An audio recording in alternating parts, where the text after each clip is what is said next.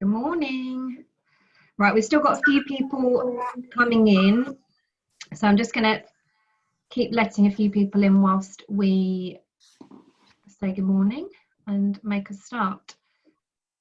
Okay, there we go. I think that's most people in now, so there might be a few others that join as we go. Morning, Will, nice to see you. Okay, so Alan has joined me from WINS Services. WINS have been partners of the portal for, well, since we started the portal actually, and I've known WINS in the kind of commercial aspect for probably about 10 years now, something like that. So we work very closely with each other. Alan supports a number of clients of mine, and for those of you that have been to our office management events, you'll probably recognise Alan because he's sponsored a few and he's been to most of them, if not all of them, I think, actually, as well. So hopefully he's a familiar face to you all. And we're going to talk about what you need to consider when returning to work now following the release of the lockdown, whenever that may be. So Alan has put together these slides, things that he's been advising his clients on as well. So hopefully this will be of help to you. If you've got any questions during the webinar, feel free to pop them in the chat, raise your hand, which I think you can do, or obviously Alan may stop at certain points to see if there's any questions and you can go on mute, unmute yourself and ask away. So without further ado, I'll hand over to you, Alan, to take over. Thank you very much. Good morning, everyone. Good morning.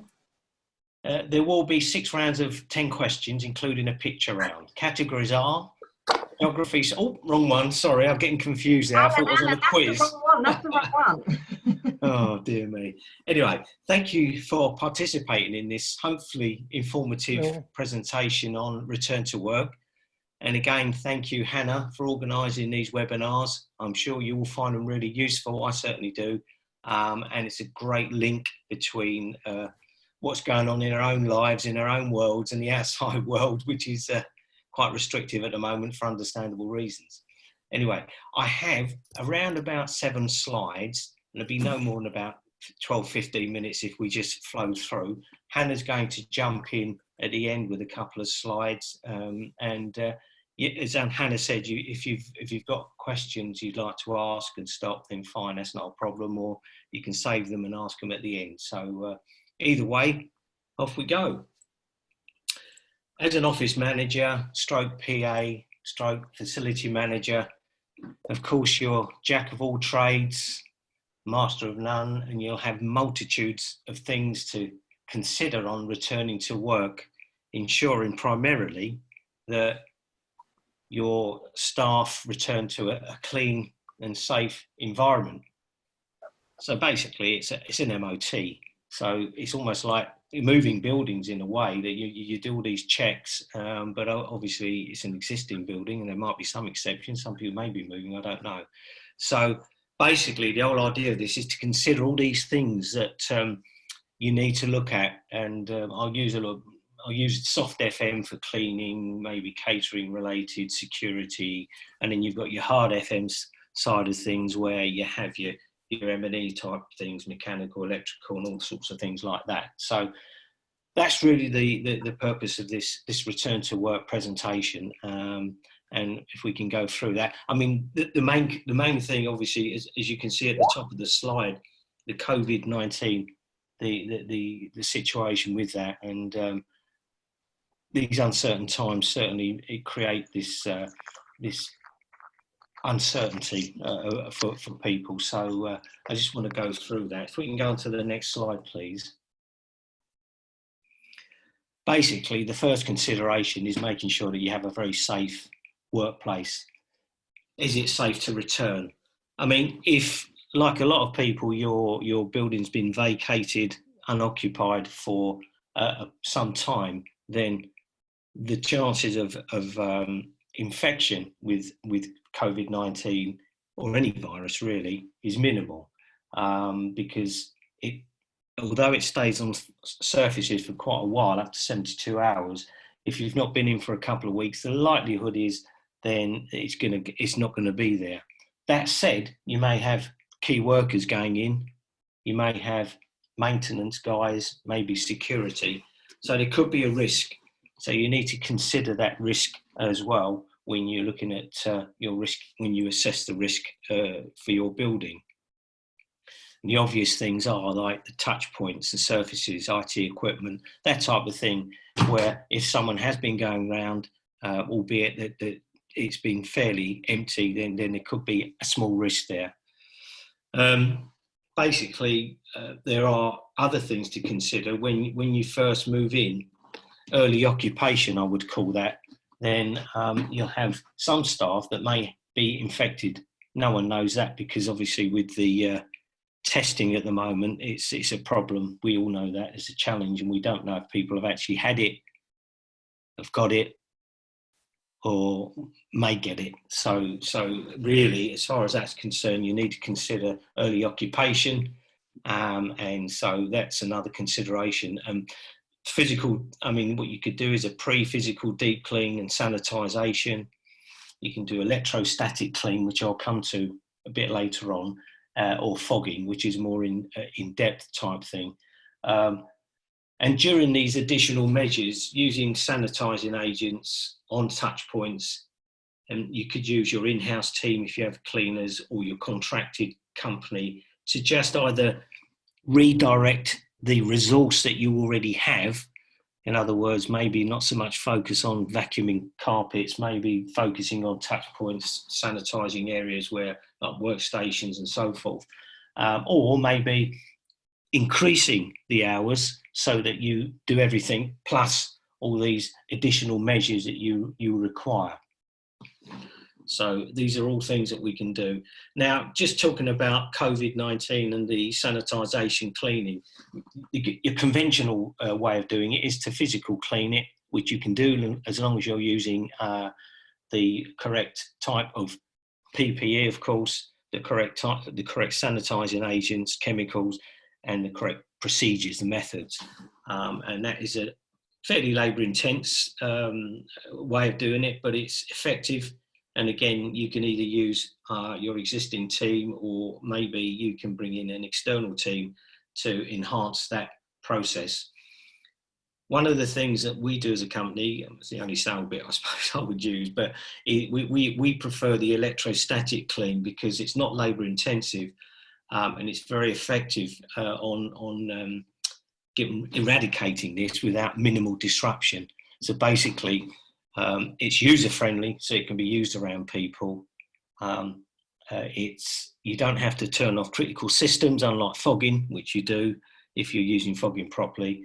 And it creates a barrier for up to, 14 days. It depends on the sort of sanitizer you use, but the one that we recommend can last up to 28 days, which is quite good coverage for anybody really. And basically what it does, it applies a positive charge through a spray gun, and it can be sprayed on the electrical equipment like keyboards and stuff like that, because it just sits on it and creates a barrier. And effectively what it does is it just kills off the virus. So the positive charge in the action of what you're doing attacks the negative viruses, or the atoms within the negative viruses. I don't want to go into too much detail because it's too technical, really. We go on to the next slide. I find it quite interesting, Alan, actually. Oh, yeah? Oh, yeah, I don't know if anyone else on the call does. I can talk about it a bit more. I'm just conscious of, I don't know, overloading people with too much information, really. If anyone wants to know more, then obviously, let us know, and Alan can talk more about it at the end. So. Okay. I mean, the next thing really is making sure that your staff are going to be apprehensive about returning to work, most probably. Obviously, they've got to get on the tube and stuff like that. But once they're at their place of work, you need to create and assist them in having a well-being, a peace of mind, create a feel-good factor, so the office is looking and smelling nice and fresh. I've got some lists there, some items you can do. You can polish your windows, scrub hard floors, sanitize kitchens, clean desks, that type of thing. They're all fairly obvious things, but they've got to be carried out. And it's just creating that psychological feel-good factor for staff to come in. As much as anything, when it smells good, it looks good, it means that it just contributes to their work, their perception of well-being. So you have to consider how you would do that. The first port of call I would suggest would be, if you've got a cleaning team, then utilise your cleaning team first and foremost. It's most cost-effective way of doing it, of course. And for example, if say you're going back on the 1st of June, then bring your cleaning team back a week before. Give them a detailed and specific schedule of works to carry out, including maybe some of the things I've got on there, and I'll come to other things that you can look at, more housekeeping type related things, and get them to work. The only thing I would say about that, if you've got either your own staff, certainly if it's contracted out staff, you need to consider the furlough situation, which if they're on furlough, then you need to be mindful of that. If you're asking them to come back a week before, they may be on furlough when they can't work. So that's something you need to look at, and maybe that's a topic Hannah may discuss at a later date, but it is a bit of a minefield, but just bear that in mind. Yeah, and just basically have a concise plan of what you want to do, and just get that feel-good factor going. And I would say that a sparkle clean would be an integral part of that initial process. Okay, everyone all right with that? We've got a few questions, Alan, and I just want to add, I think that's a really good point that you made there about that feeling when you go back to work, and it's something I'll talk about a bit in my side as well. Okay. Is, people don't want to go back to an environment that feels dirty, because everybody's so much more paranoid and aware of germs now. And I think if they can visibly see, smell, feel that it's not clean, they're not going to feel comfortable there. So I think that's a really good point, and I think it will make people feel a lot more welcome going back to the office, which for some will be quite a stressful thing, because the virus won't be over for some time. So I think that's a really good point you've picked up on. A couple of people have asked, so Alex has asked, can the electrostatic clean work on machinery? Yeah, it can. It's the whole idea is to minimise disruption. So generally speaking, a couple of guys can go in, they've got their full PPE on, and basically they go in with a backpack with the actual chemical in it, and then they generate the spray through a handheld gun, and it goes on keyboards, it can go on photocopiers, it can go on all sorts of stuff. And the idea is it sits on there, it basically creates a layer, a barrier. So not only does it kill the virus, the barrier then creates a barrier, so that any potential, if someone walks in, I don't know, 24 hours later and they're infected with COVID-19 and they touch that surface, it will be immediately killed. So it's quite effective like that as well. But anyway, I'm looking at some questions there. Yeah, so Sis has asked about the chairs and fabric chairs and things like that. I think that's probably a good point that perhaps might be missing from your Sparkle Clean list, probably just because there's so much to take into account. But I think you're right, there's some debate going on about whether it's hard surface or fabric, but I guess there are some hard surfaces on the chairs, like mine's got plastic arm. Yeah, I think in terms of the effectiveness or how long it hangs around, it clearly, I mean, like flu or normal viruses, the most common way of catching it is through being near somebody and they either sneeze, cough, and that's the most common way of contacting. With this particular virus, it's hanging around on surfaces for a lot longer, and that's the problem, really, because social distance is great and everyone seems to be doing that, and that's really, really good. But on surfaces, it's just hanging around. With flu, for example, it lasts minutes and then it just dissipates. But with this, it just seems to last a long time. If it's on man-made surfaces, it tends to last longer. If it's on wood, paper, which is a natural enzyme, because obviously paper comes from wood. Wood is still alive, even though it's a desk. It says it doesn't last on it as long. And they're still learning about this. They're still finding out about the COVID-19, because obviously it's only 3 months since all this kicked off. But does that answer that question, really? Yeah, I think so. There's some others going on.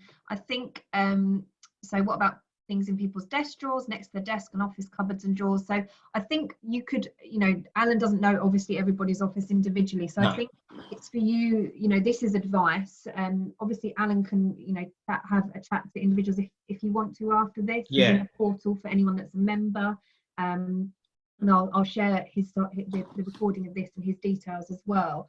But I think it's for you guys to make that assessment. You know your offices, and I'm going to talk about risk assessments in some of my slides in a bit as well. So I think this is just trying to provide you with information of what to consider. So it looks like you're doing that because you're now thinking about what about this, what about that, and that's the whole idea of this, is to prompt you to think about and get planned for what you need to do.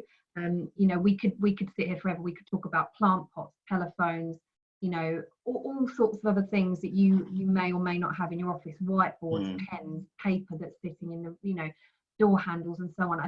I think you've got to think about it at your level, and knowing your office. So hopefully that's helpful. Helene's raised a good point, which is about items people have taken home and that they'll return to the office. So laptops and things are the classic example. And again, I think that's something you need to take into consideration, and as I'll talk about again, risk assess and build out a policy that suits you in your office. There may be some more guidance that's issued by the government and Public Health England as we get closer to the date of this lockdown being released. But again, we're doing the right thing in this webinar because we're prompting you to think about all these things, which is really what we wanted to do, and give some good examples of what you need to think about and what options are available to you. So and we can open up at the end of this call and perhaps unmute everyone that wants to be unmuted, and we can have a bit of a chat about it, maybe, if that suits everyone. Okay, next slide, Alan. That's fine. I'll just put that down now. That's it.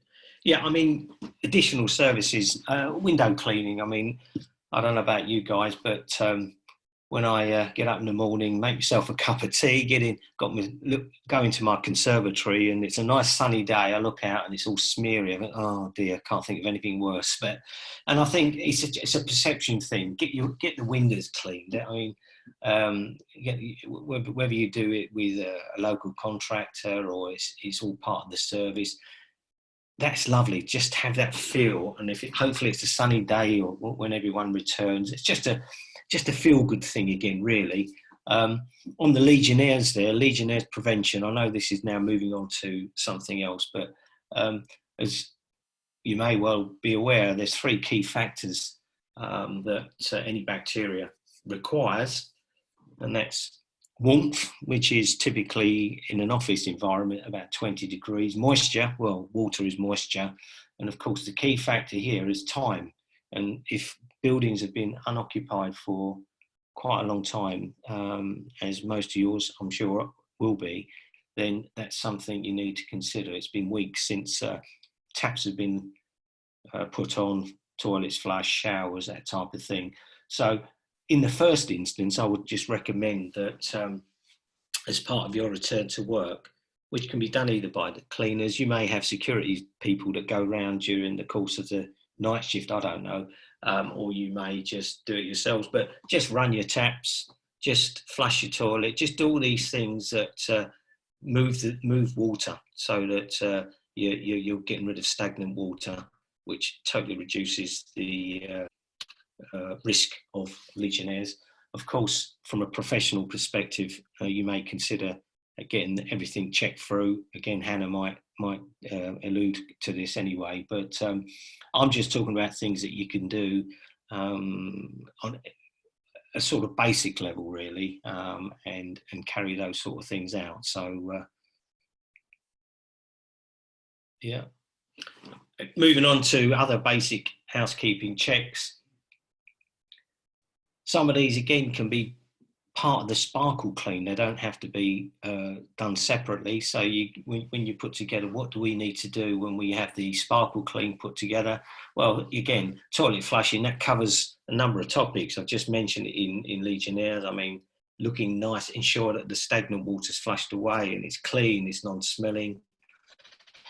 Water leaks, check around your premises for water leaks, pipes, toilet areas. sometimes when something's left for a while, it can tend to leak. I think we've all been there where we've come back to our own home and there's been something leaking. Could be a tap, could be something very basic.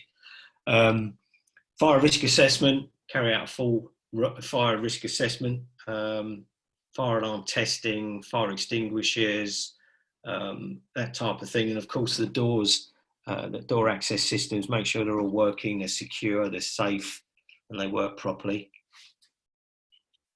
All right.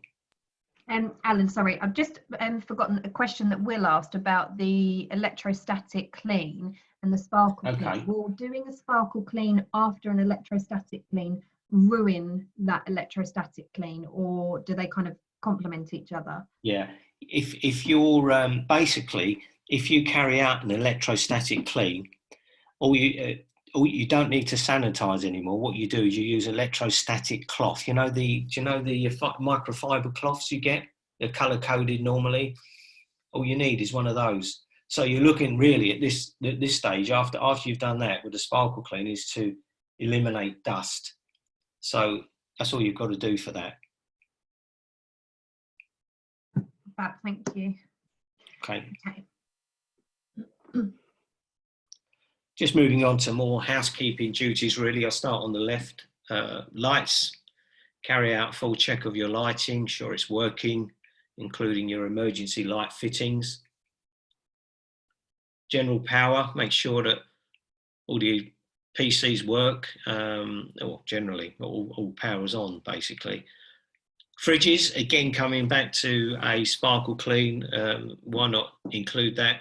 Ensure, make sure that they're all clean. I'm sure they were all cleared out before you exited, before all this kicked off, but ensure that they're cleaned and sanitized again, as a matter of course.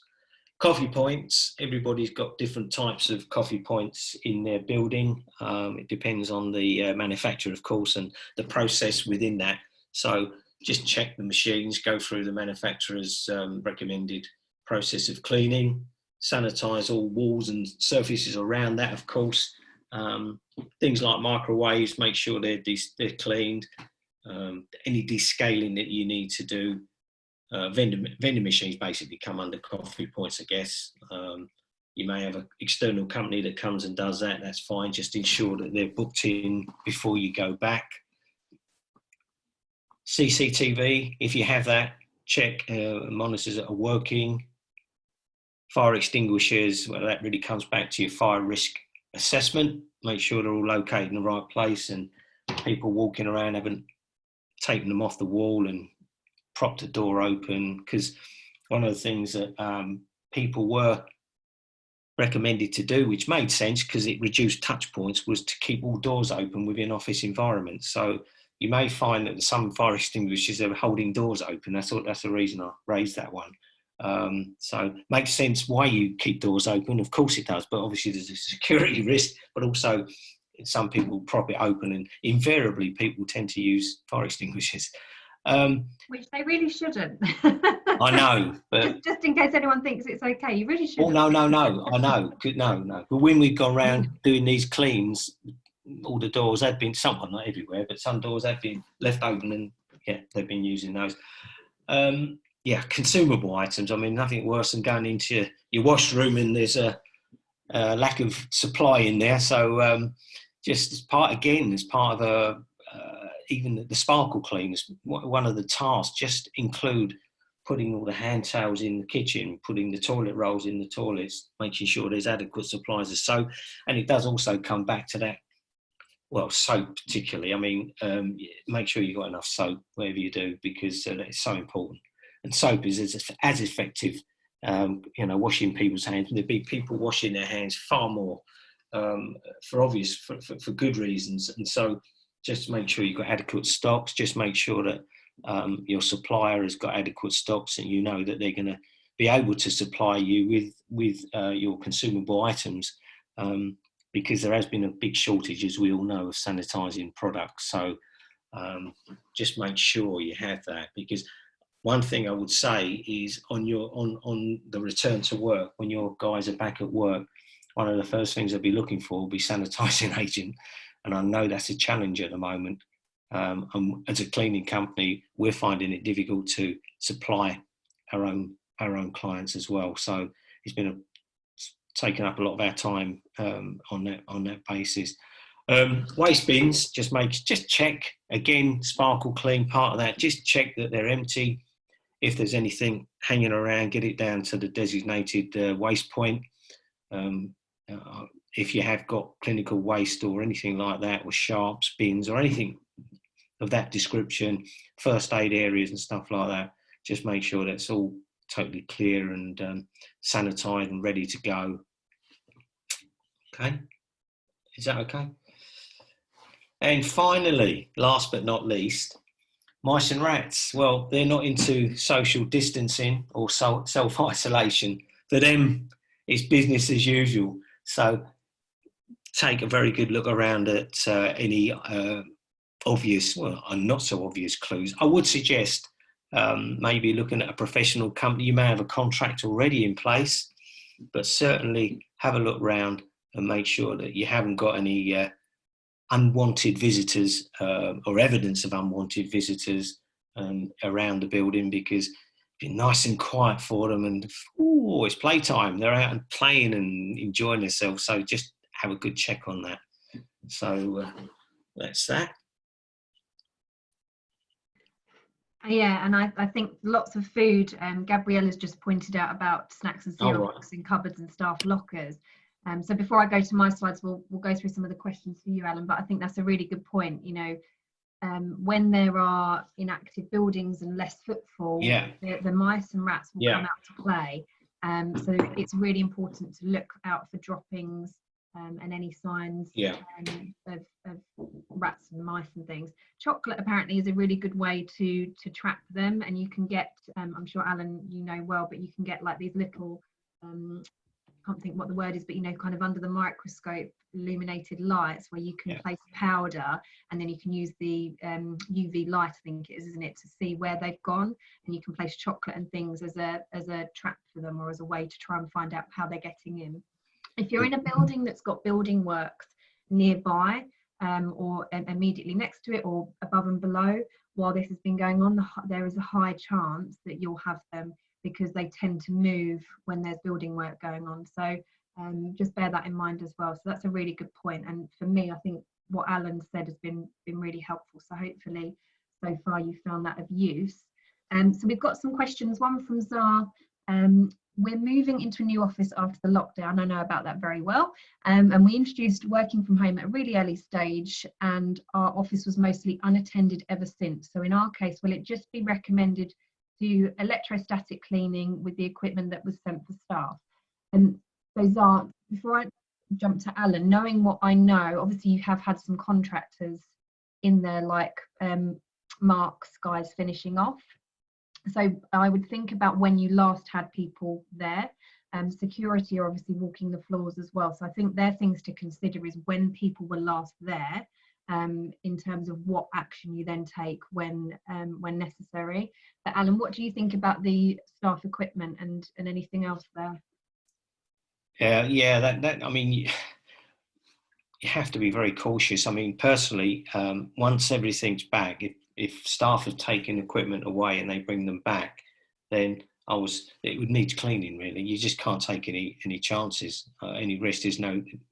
If there's a minimal risk, then there's a risk, and it can get out of hand very quickly. So once they've brought it back, you have to assume that it may be contaminated, and therefore you either physically deep clean that, or you carry out an electrostatic.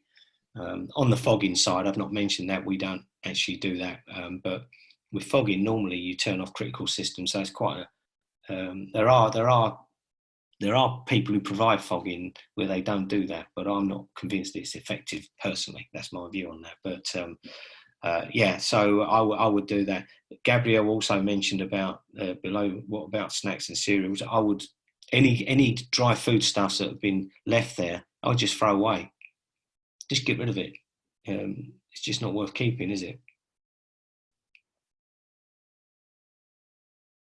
And then Will said, can electrostatic happen while staff are in the office? It can happen, Will, but ideally if you know, if there's a return to work or there's a suspected outbreak, preferably it's better to do it either overnight, so when people can return to work in the morning, or just before people return to work. But having said that, we do care homes, and with care homes we have to carry those out whilst the occupants are there, obviously. And all we ask in that scenario, I'm giving you this example because it's quite personal and close, because you have people there. We ask you have rooms where they sleep, so we ask them if they can come out of the room if that's possible, and then we spray and ask them to come back 30 minutes later. So that's the ideal scenario, really, to do that. So in an ideal world, to go around, it's quite efficient when you carry out an electrostatic spray sanitizer. It's quite efficient the way it works, and so you can get effective coverage quite quickly. But ideally, if people are around, it's like anything, I guess. If someone's vacuuming and you've got someone sitting at a desk, they've got to move around. The principle remains the same, but essentially it's user friendly. User friendly. It's safe on the electrics, and it's effective as a barrier thereafter for quite a long time. And Will, I think, yeah, in terms of the equipment staff are bringing back, so Will's thinking about from that angle as well, Alan, rather than solely just the office as it is. Yeah. So I think, you know, again, it's for you guys to assess and think about how your office works, how critical it is that staff are online. But I know in the past, something similar, like, for example, when we've done in my businesses on mass upgrades, for example, on iPads or mobile phones, Blackberries, whatever. And I think where my brain is going right now is to think of it in the same kind of sense that people do a drop off and pick up service. So you almost have a room, or, you know, an area on your floor or wherever it might be, depending on obviously the size of your office, where people would come in, drop their laptop off, and perhaps half an hour before they're due to start work or something, go and then get a coffee, breakfast, whatever it might be on that first day back. And then you do your sanitisation, you have your cleaning staff sat there for the day or whatever it might be, and then they come back and collect it, you know, at least half an hour later, and you just book people in for slots. It might be, and this is what I'm going to talk about, that you look at a phased approach back to work as well, so you don't have everybody coming back in at once. But yeah, the closest thing I can think to that scenario is when I did a lot of upgrades for staff, and the IT team would just be sat there and they would just drop them off, they'd swap the SIM over, you know, open up the new device, get it all set up, etc., and then they would pick them up later on that day. So that's where my brain's going. But again, if there's any other suggestions, you know, then let's throw it out there. I'll do my slides now, and then I think we'll open up, we'll, you know, offer everyone to unmute their lines if they want to, and if anyone wants to put the video on, then feel free. It'd be nice to see you guys, and we'll have a bit more of a chat about it, because I think there's I just wanted to add one more thing, Hannah, about personal equipment. Like, for example, with Zara, when it's coming over from Liverpool Street to Finsbury, or someone or people that are bringing their equipment back, then one thing you can consider is just locating it all either in position where it's going to be, or putting it in a room for about 7 days. And in 7 days, if you allow 7 days, then any surface contaminant will be gone by then. Yeah. So if there's any potential risk of COVID-19 on any equipment, if it's left for 7 days untouched, then it should be okay, if that makes sense, right? So, but it's not an ideal scenario, but it's another consideration. You got a thumbs up from Zara there, so I think that's a good thought. All right.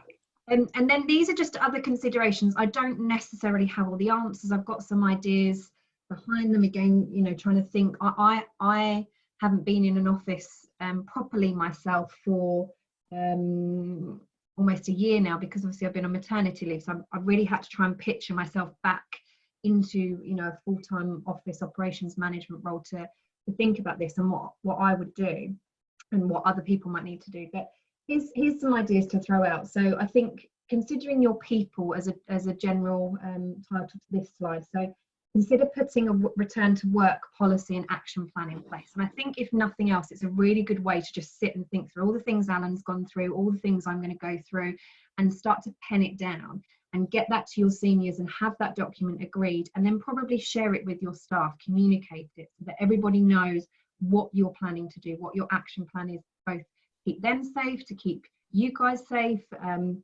You know, there's so much to take into account here. It's almost a bit overwhelming. So if you start that document now with things that you've probably got the quick answers to, like some of the cleaning items, then some of the more complex things where you might need to get your seniors involved, or HR consultants if you've not got them in house, will start to get bedded down, and then you can have this really clear action plan that's ready to go as and when you need it. Carrying out a general risk assessment and specific risk assessment. So I think if you have got, and if you've got more than five or more employees, you should have a general risk assessment for your workplace or your office, which looks at things like slip, trips and falls and equipment and manual handling and so on and so forth. There's so much that should be in there, which takes into account all your risks and possible hazards in your office. And I think it's really important to review that existing risk assessment in detail and just see if there's anything you need to change and update it in view of COVID, or recreate it specifically for COVID. And then use that to then go back and write more of your policy and procedures. Things like the cleaning processes and what people are touching. You know, you've mentioned some stuff in the chat about cupboards and their own desk drawers and their own equipment, PPE that Alan's mentioned, contractors, visitors, all these things that should be in your risk assessment already. Just look at them and it'll prompt you. It's probably the easiest way to do it, prompt you to start thinking about, okay, how do we now handle this piece of work, this specific risk, and what are the new risks as well given coronavirus. And when I say specific activities, it might be things, you know, we assume that everybody's in an office environment where people are sat at desks all day and it's fairly low risk on a general health and safety level. But there might be other aspects where you've got people going out on the road, delivering or going to regular meetings, traveling and so on and so forth. So looking at all those in detail, because they're probably at higher risk, and making sure that you've got specific risk assessments for those activities. The more vulnerable people, we all know that you know, there are certain people who are older, who are pregnant, who have got health conditions that are more vulnerable to this virus. And I think it's really important to work with HR and find out who they are, or if you're not allowed to know that information and it's just HR, that you work with HR to make sure that they have a process in place to protect those vulnerable people. And it might be that it's just you need to stay working from home, and that's that. And even if the government says that they're okay to go back, you as a company may decide that you don't want that risk on your hands, and therefore you want to protect them for a bit longer. And you say, okay, the lockdown's released, the high risk people can come back, but you may say, look, we'd rather you didn't come back for another 2 weeks until everybody else is back, settled in, and we know that we are doing everything we should be to keep everybody safe that's at a normal level of risk, let alone our higher risk people. So again, it's just thinking through your company, your policies and your options as well. And obviously at all points of this, you've got to take into account the government advice and the public health advice. And I would risk assess those people if you can on an individual basis as well, particularly if you've got anyone there that's over 70 or even late 60s. I doubt it, but there might be some out there, and your pregnant women as well, anyone with a disability, and those with the health conditions. I would look to do a risk assessment on those individuals, or a bulk one.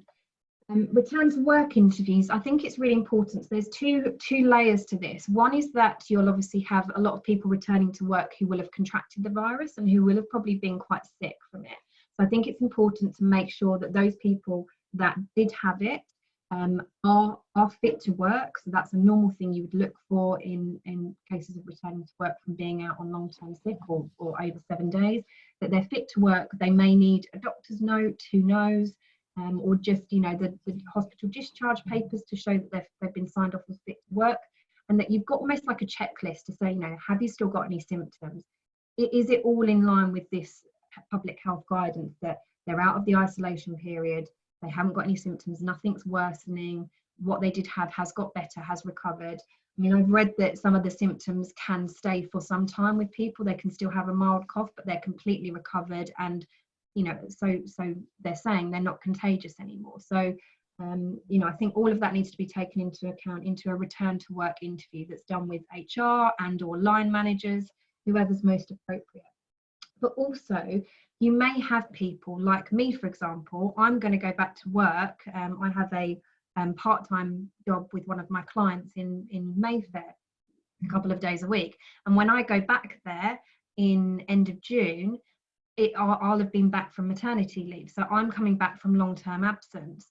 And the normal process should be to have a return to work meeting or interview with people like that as well. So make sure that those people don't get lost through the cracks in this. If you've had anyone on sabbatical, secondment, whatever it might be, maternity leave, long-term sick, whatever, just make sure that they're not lost, because you still have a duty of care over those people. So that's a really important one. And desk assessments, I think doing an invitation, probably at least a week, if not 2 or so weeks, once everybody's back in, to do a desk assessment or an invitation to review their desk assessment is really important. Everybody will have been away from their desk for some time, working in different environments. And I think just to give them that support, that training, that guidance and that check-in is a really important thing to do. Because it is a change of circumstances for them. Okay. Helen, do we have the right to ask managing agents for a copy of their risk assessments of the building? You absolutely do, yes. Yeah, fire risk assessment, absolutely, because your fire risk assessor, whoever does your own floor or demise risk assessment, will request a copy of the general building one. But you absolutely have a right, because one of the things that will be contained in that is their cleaning procedures in terms of a generic risk assessment, but in terms of the fire risk assessment, it will be things like occupancy levels and so on. And I think it's important to understand what their procedures are in this case as well, so that you can mirror those where needed. They might put procedures in place where they say you can only run at 70% occupancy for now, because they want to make sure that the building's not at full occupancy or whatever it might be. So it's a really good thing to check in with them, and maybe suggest to your managing agent that you have a tenant meeting, if you do those virtually prior to this happening. Say we're planning as much as we can we have a tenant meeting to discuss what you're doing as a building, and any procedures you're putting in place.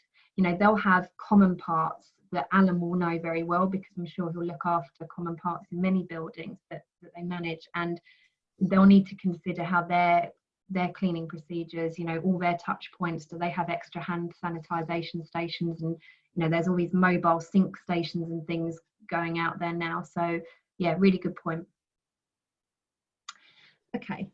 And then your policies. So we've talked about a couple of policies here, but I would consider your guidance and support systems if people do actually contract the virus whilst they're at work. And I don't mean literally whilst they're sat at work, they suddenly realise they've got the virus, because obviously it won't necessarily happen like that. But, once you're back at work, I'm not an expert, but, if we're allowed back to normal in June, July, whenever it might be, this virus isn't going to have gone away. It's just that as far as they're concerned, we've reached the peak and we're over that. But this is still going to continue until a point when everyone's had it and is therefore immune, or there's a vaccine out there, which we know is going to be at least a year away at the moment. So I think it's important for you to consider what you're actually going to do if people contract that virus. And again, thinking back to when I worked at JP Morgan, we had the swine flu epidemic going around at that point. So we had procedures in place where people had to call us straight away, like HR or their line manager, if they suspected they had it or had it confirmed that they had it. They weren't allowed back to the office for 2 weeks from that date that they had the first symptoms. And again, this will be down to the government advice specifically to COVID at the time. And then we got their individual desk and everything around it cleaned. We threw away anything like foodstuffs or kind of stuff that looked like rubbish, like water bottles and things like that. We were pretty brutal. We just completely cleared their desk. We boxed everything up, pens, post-it notes, bits of paper lying around their desk. So it's completely clear, bar the electrical equipment, and we just sanitized it until they then came back to work. We would then look at who they were immediately next to in the office, and we would give them the option to then have theirs cleaned as well if they wanted to, or stay at home if they wanted to for 7 days or whatever. And it might be looking at something similar to that. So really thinking about what your policies will be off the back of government advice. Delaying operations, so I mentioned this a couple of slides ago. So considering whenever they say, right, okay, you can go back to normal, and they may phase it in as well. So you may be able to piggyback off what the government decide to do. We really don't know. We're all in the dark. But you may decide to delay operations, so much to the point that Alan's making in terms of your cleaning staff being furloughed and the timing of this. You may not be able to get them to clean just yet because they might still be in that furlough period. It might be that you decide to go in yourself with just the bare minimum skeleton team of facilities to do the checks with your maintenance guys, pest control, make sure everything is working like Alan mentioned, all the doors, the electricity, every computer's working, you've got no leaks, you've done all your Legionnaire stuff, you've done all your cleans, and just give yourself time. And then even then phase it back in. So get in your critical people first, do it for a week, and then so on and so forth. You know, I think about you know, when there's like a surge in electricity, and well, when you think about when everybody started working from home and the mobile signals, it was really hard to ring people for the first few days. You had to try a few times. And I think you're going to see the same when we all go back into the offices. We're going to see a big surge suddenly in the use of electrical equipment. And I think if you have the control to phase that in, it's going to be better for your circuit boards, distribution boards and things like that, because you just don't know what might happen, particularly if you've powered down a lot of your equipment. So things to bear in mind there. First aid and fire safety provisions. So your first aiders, your fire marshals or wardens or whatever the naming convention might be for them, you need to make sure you're monitoring those numbers still, because all these requirements, health and safety requirements, won't disappear because of this. You still have a responsibility to manage things like that. So I think you know, tracking that. I saw an article which I'll put on the portal yesterday about, or the day before, about first aider training, because some people's refresher training will have been missed now, and therefore the certificate will have expired. They're extending it for 3 months. This was St John's Ambulance, I think, wrote an article about it. So basically anyone that gets first aid training, you have to do the retraining before the certificate expires or within a certain period, otherwise it's gone and you've got to do the whole 3-day course again, so on. But they are extending that now.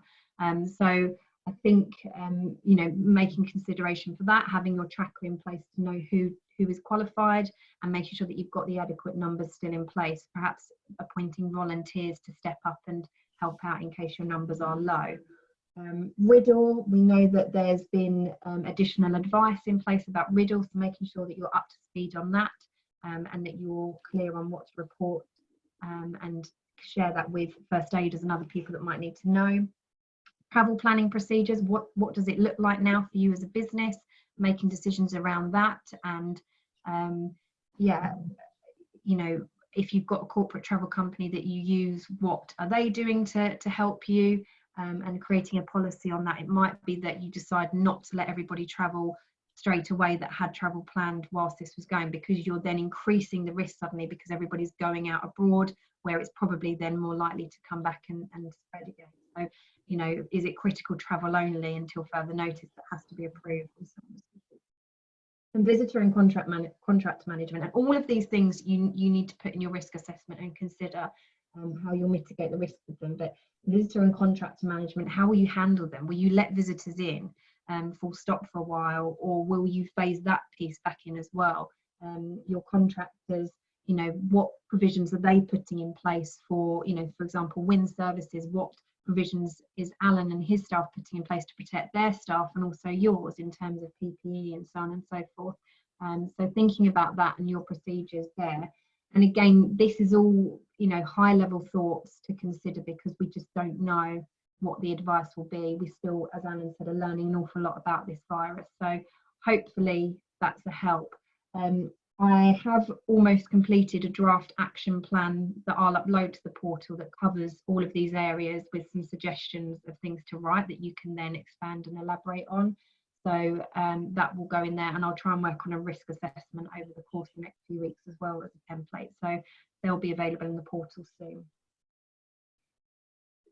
That's it from us. Do you want me to open up so that if there's any questions, you can ask away? If I try and find the controls, and we can unmute everybody. There we go. We have just been outside to Hi everyone. Was that